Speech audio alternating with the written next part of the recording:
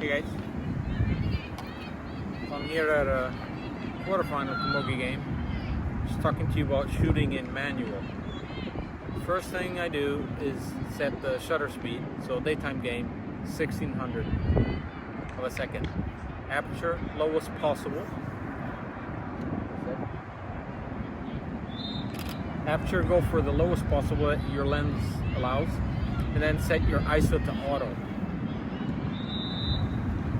But obviously, just because your ISO is on auto doesn't mean that you're not going to look at if it's blowing up through the roof or not. Check your metering, see if you're underexposing, overexposing. If it's the correct exposure, still look at the ISO to make sure it's not too high.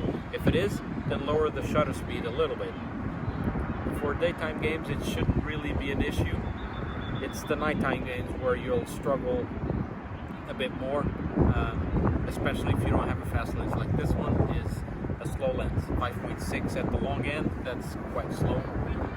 This one's 2.8, so for nighttime games this is much better because I can lower the aperture value quite a bit, let in a lot more light, and I can keep the shutter speeds high. But don't be afraid to shoot in manual. You can control everything and not let the camera decide for you, which is much better in my opinion. When you're taking the picture, look at the metering to see if you're underexposing or overexposing, and then compensate for that. If you're shooting in a daytime game with no clouds whatsoever, then you shouldn't have really any issues. Just keep that shutter high enough so that everything else looks good. You want to keep your ISO as low as possible and your shutter speed as high as possible so that there's no motion blur.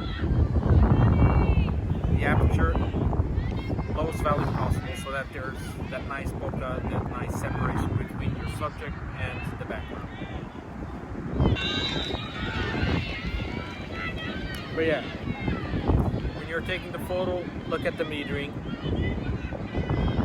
If it's overexposed, so too bright, then you need to raise that shutter speed to make it better exposed.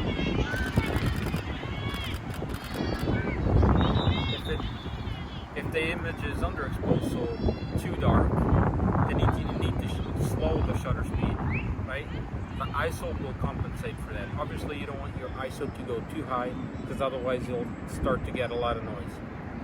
But pretty much that's how I approach the settings.